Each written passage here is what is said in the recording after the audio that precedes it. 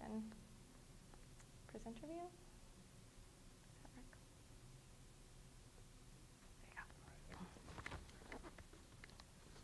Does that work? There you go. Hello. Oh, thank you.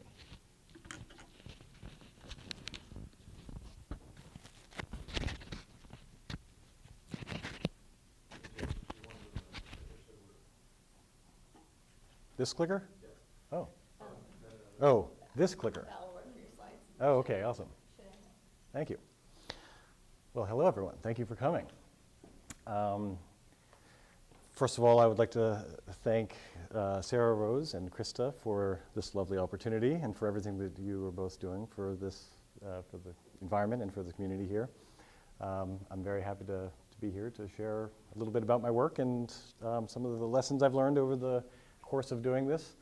I guess what I'm going to do is just kind of do a brief run through of kind of life and art events, and then I can kind of go back a little bit and talk about some of the takeaways and things that I've learned through this process of creating art about the environment.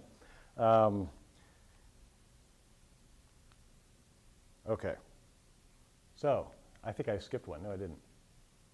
I guess yeah, this is just to show that, yeah, I come from a long line of artists. This is my granddad painting, and that's my mom painting, and then me painting in France with my granddad. And so, yeah, I was always encouraged from a very young age. This came about as a kind of a fun thing to just throw in because I was looking for older works, and I was like, oh my gosh, I have a self-portrait from when I was 7, you know, my family. So these are some very early watercolors that I did in New Haven, Connecticut when I was 10 years old. And I included them just because I just wanted to sort of show that each of these has a sort of human element in them. And I've spent a lot of time painting all sorts of different things in my life, but I have noticed over the years that there's a different level of appreciation for work that has something human in it. And if you just have like a beautiful scene of nature, it's hard, it's surprisingly difficult, I think, for some people to kind of connect with it. And it's interesting for me because I just like to go out and paint. I feel like a lot of the reasons I became an artist in the first place was because I just like to, it's a very meditative, healthy experience to go out and paint. And I think that, you know, that's, to me, it seems like that would be a no-brainer for anybody to just see a painting and say, oh, I like nature, I can appreciate this, but it's not always the case.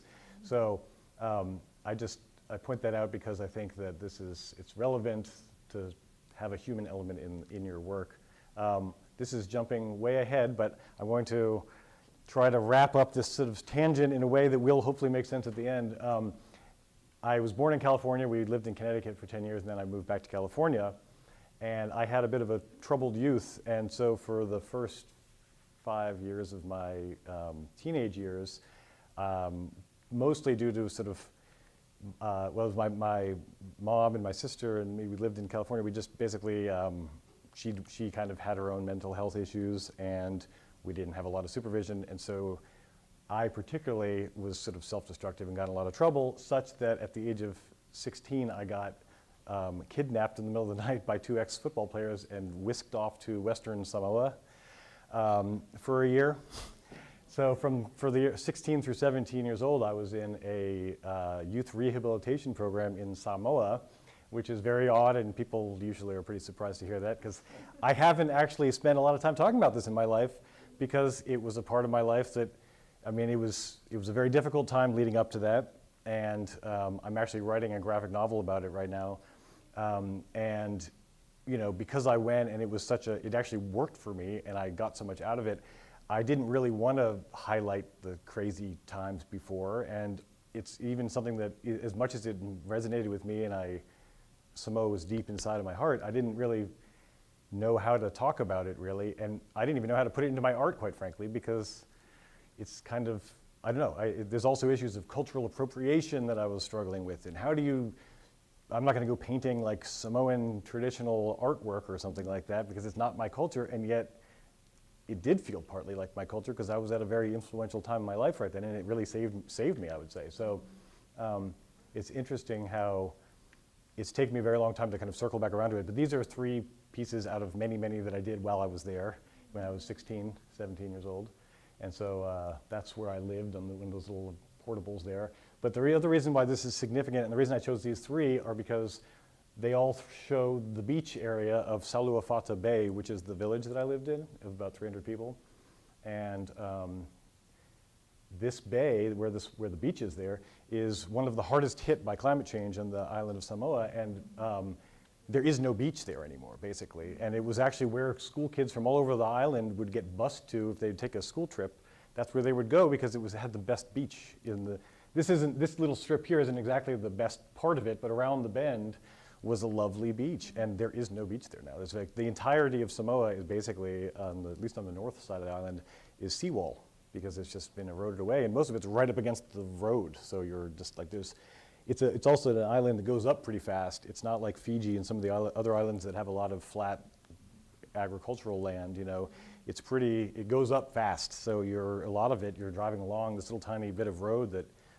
It's not much between you and the hillside that goes straight up a volcanic cliff. So it's interesting. And I'll talk a little bit more about that too when I'm sort of summarizing some of the things I've learned. But one of the interesting things is that this is the location of a seawall that has been built, which typically are extremely detrimental to the environment. And because usually you put a jetty out and it just, because there's erosion, you want to keep your sand, and then it just offsets your problems to the neighboring beach.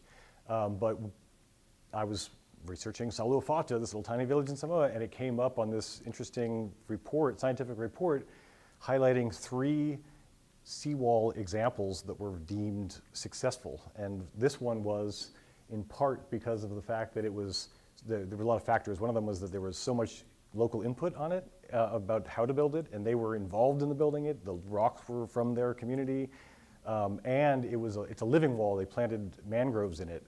So, and I think it could be somewhat geographical, but it's kind of a bay, and so it may have in fact been more to do with the fact that it sort of like created a bit of more of a harbor kind of a situation rather than like a jetty that would just sort of offset the problems to the neighboring community. But I find that interesting that, you know, here's this place that's so significant to me, and you'll see also the climate report that was referenced earlier that I had a piece in, is a painting I did. It's really pretty much the only painting I had done up until that point that was about Samoa, and it was about sea level rise. And so I find it interesting that that's the location of one of the other, and of the 3, one of the other ones was in Apia, the capital of Samoa, and that's because a big typhoon came through and washed out their market, and they put in a seawall, and that was deemed successful, not as much because of the retention of the land that it provides, which it does, but it's also become a bit of a community meeting spot, and so it serves a more social purpose, which is an interesting thing as well. So anyways, I come back from Samoa, and I traveled around a bit, and I went to Alaska and worked up there, but I was very much drawn to the contrast of nature and humanity.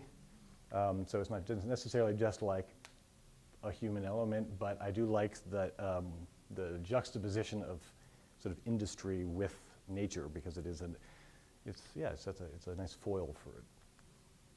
So I went to college, and I did skip over the fact that I moved to Vermont after Samoa, and I had a very influential art teacher in high school.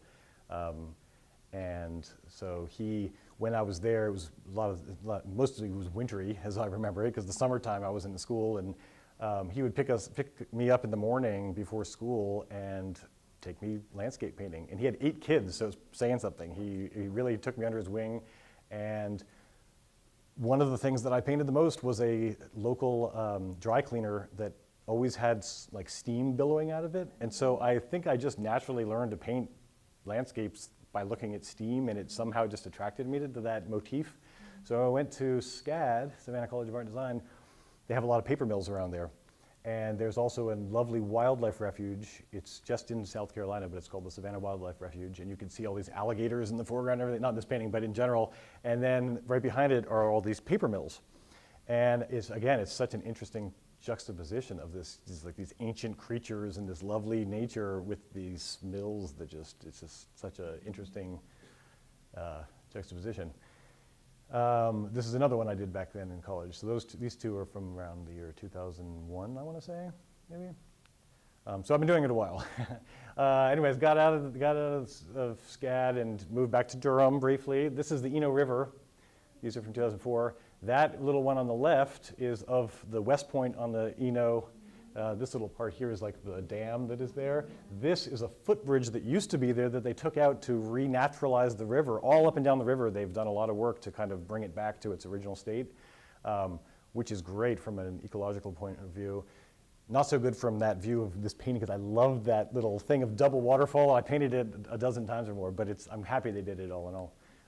But these are the types of paintings that I kind of did after, these are sort of a span of a long time, but basically this is the type of thing that I often go out and paint, is this sort of connection with the industry and nature here. So in 2011, I did this big painting on the left, this triptych. It's called The Progress of Mankind, and I did it for a competition in Michigan called Art Prize, which is a public art competition, and it's voted on by the public. And anyways, it doesn't exist anymore, but at the time when it started, it was like a huge prize, and the key was to paint big or don't even bother because no one's going to see it. And so I did this huge thing. It was also incidentally right around the time of Occupy Wall Street. So this painting was a lot about sort of corporate greed and people fleeing to nature for refuge, trying to outrun the pollution. And this guy here, it has sort of 1 foot in, 1 foot out, like he's got a phone, like we need the power, but he's sort of like not unsure of what's happening, And it's just it was an interesting reaction because it was the Rust Belt, and basically people were like, I bet you $50 those people drove there. And I was like, well, they didn't because I made them up, but they would have. Of course they would have, because what else can you do? But that's the point of art, right? Like spark a conversation about it, but they weren't having it because they just were like, also it was just, it was not in a good spot downtown. It was kind of outside of town, but it was the first time, before this, like a big painting for me was like a tiny little canvas like this. So it broke me of my fear. That's 12 feet high by 20 feet long. Linen. And then this one is another one that's huge, that's in my show right now in Salisbury, but that is part of a series that I've done many, many, many versions of. You'll see some more of them, of like power plants, little tiny power plant with a huge ash cloud coming out of it, meant to sort of show the cause and effect, like how can this little tiny thing have such an effect? These are some drawings that are examples of this type of thing, where these are sort of lots of different natural disasters being caused by the power plant. So you have like earthquake and hurricane and even atomic bomb. So it's just this idea of sort of cause and effect, basically. Here are some monotypes of the same sort of idea. Time flying, time to act. Same kind of thing. This is like little power plant. Nature, it's like the effect on nature, right? It's how is it, like here, like the sun is being obscured. And it turning into a tornado. So anyways, a lot of these, I think when I go back to the triptych one, for example, your reading earlier, Sarah Rose, was interesting, and it's thought-provoking, because I think I really was trying to like clobber people over the head with the meaning in that first one. I wanted it to be propaganda. I mean, that was it. It's like, you guys don't understand. Look at this. Yeah, this is what we need to be focusing on. And I don't think it was as successful as a result. In fact, I've had people come, for a while I had just the middle panel in my studio. Like they were all stacked against the wall and just the middle one was showing. And I've had people say like, oh, you should just show that one and get rid of the two side ones. And I think in a way there is an element to that. I mean, there's enough, you just sense that something's happened. You don't need to necessarily spell everything out. It's just enough to know that there's something happening. And by leaving something open to the viewer, sometimes that's more effective than trying to clobber someone with a meaning that they may not agree with. Especially when there are people in like Michigan, for example, are trying to find jobs. They want the smoke coming out of there because it means jobs to them. So it's interesting because it's hard to know how to cross these barriers and to reach people, So this is the painting that is in the climate report. This is about Samoa, loosely, but basically it's about sort of people living in island nations who are not responsible for the global sea level rise, but they're the first ones to be affected by it. So at the top, there's this sort of, it's like they're in a fish tank, basically. Sort of trapped, like it's just getting more and more polluted, and there's nowhere to go, you know. And ultimately, I mean, I kind of, yeah, there's a lot of reasons that got me to do this in the first place, and even the meaning has sort of evolved, but it is interesting that it's a little bit more ambiguous what's going on, and as a result, every time I've shown this place, everyone has a different take. Like I showed this one to some people who thought, like one person saw it and was like, Samoa? And I didn't have anything to do with, nothing about it said Samoa, they just called it out, which I thought was just like mind-blowing that there's, you know, that they could have picked that up from it. But down here, most people think it's tobacco leaves. And it kind of depends somewhat on where you're from. I mean, technically they're aquatic plants from my fish tank at the time when I did this. But, you know, they could be banana leaves, and they could be, it's all sorts of things. So it's, anyways, so let's see here. This is the climate change report that has just come out. It was actually, it was done by presidential mandate or whatever by H.W. Bush, interestingly enough, which I point out because it's become such a polarized issue. People would say, oh, like, how could a Republican, like, it's hard to even imagine a Republican president starting a thing like this, but they were mandated, and then a year later by Congress, they mandated every 4 years, they have to come up with a report that compiles data from now 14 different siloed governmental agencies and puts it into one report that gets submitted to Congress and to the White House. And so this is the 5th one, and it's the first time that they've included art in that. And it's now they just wrote to us to ask if they could like put us in touch with press people and stuff who've been asking about it. But it's this gallery here, the climate one, is the second most viewed page on the entire report behind the overview of the report itself, which is huge. So it's getting a lot of traction, which is excellent. And mine was like a top selection or whatever, and it represents Hawaii and US affiliated Pacific Islands.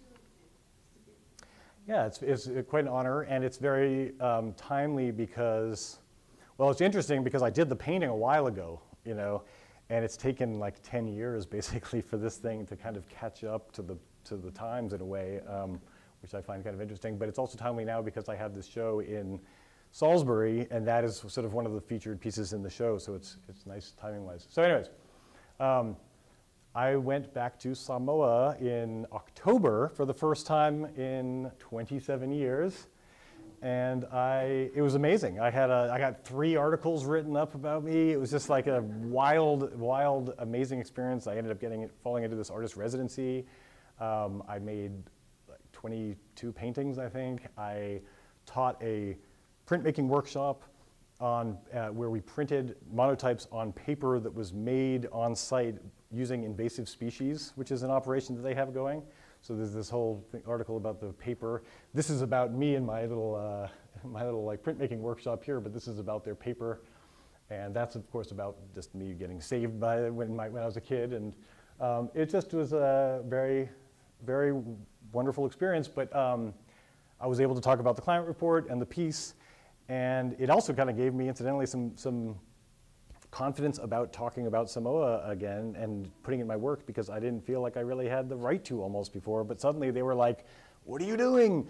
And there was this, I gave a little talk kind of like this at this opening I had for the show, and the person who, Stephen, who's on the left there, that lower one, when he was introducing me, he said, you know, Samoa saved James, but now James, maybe he'll save Samoa. And I'm like, I don't want that responsibility. Like, how on earth could I do? But what I take away from that is that it's true. Samoa has 200,000 people. It's this tiny island in the middle of nowhere, and there's nobody going to save no one's going there to help them, really. You know, the only reason the U.S. has any interest in them now is because strategically China's shown some interest, and now we're like, hey, remember us? But we forgot about them for a long time, and they know that they remember. But the point is that I'm not going to save someone, but I can try. I can do my part to try, and I think it's important to do something. And I do have that connection there, and you know, it was just a very eye-opening and wonderful experience. So these are some of the pieces that are in the show right now. I feel like at least the right and left one, the colors are all weird here, but They're kind of in progress in this photo because they're in the show. Like I put a bunch of seagrasses here and stuff, but these were done since I got back from that trip. And it's a little bit more in this new direction where, so what I've sort of picked up, gleaned from the other people who work in this field in climate change within art, there seems to be a move almost across the board towards more positive messaging, because if it's too dire and grim, it can create apathy because people are just like, oh my God, and people are already scared and fearful and stuff. So this one on the right, it's people replanting the dunes, basically.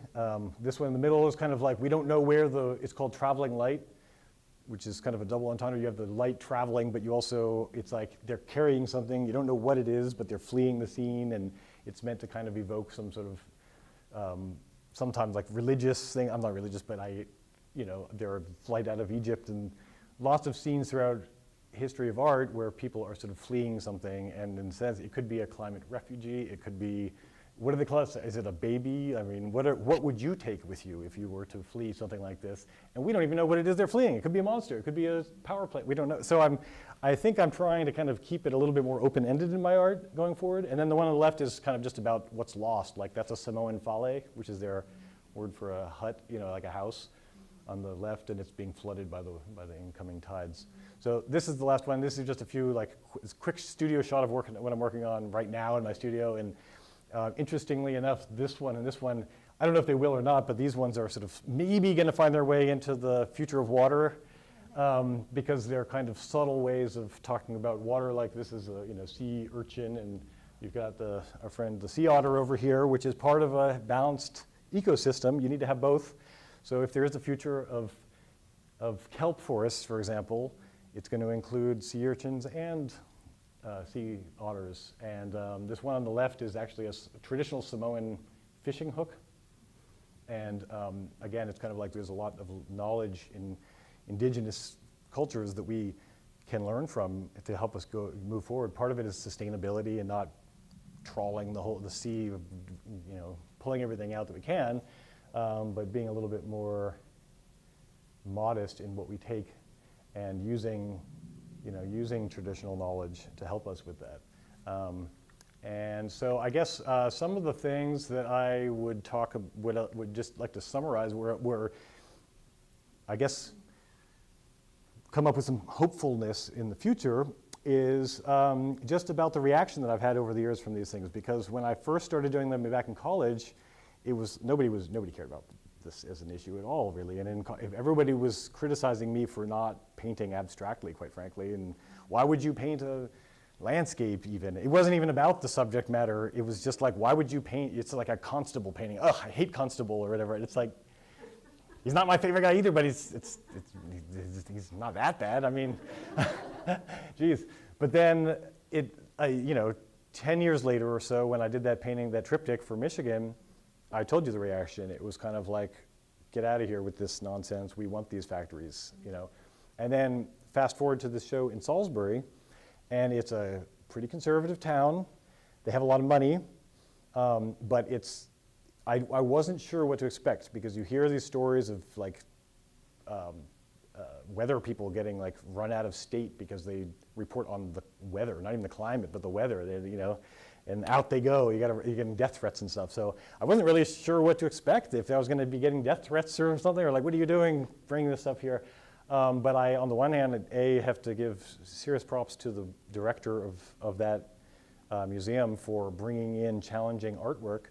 But also the people were really, there was clearly not a consensus about climate and our role in it as humans and whatnot, or what to do about it. But there was definitely an appreciation of the art, and they were able to separate the two, the art from the message.